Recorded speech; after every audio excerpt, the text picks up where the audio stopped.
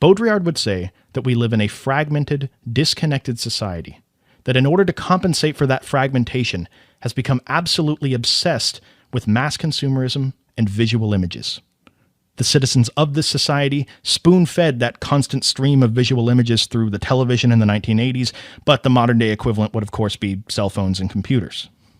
These visual images fuel that mass consumerism because people look to what's on their screens to determine not only the next thing they're going to buy, but also, once they buy it, what that thing they bought is going to say about them to the people around them.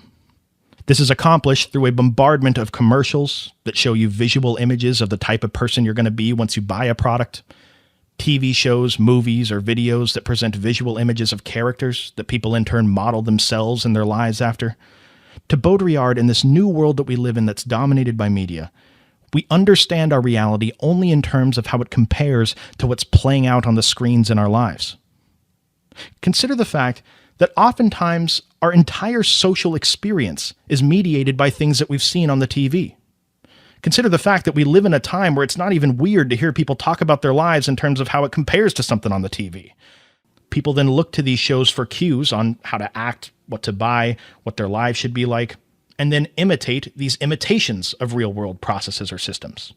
But then inevitably, art does an imitation of that, and then life does an imitation of that, and this process goes on long enough that it's no wonder why Baudrillard thinks most people have become completely and utterly disconnected from anything real.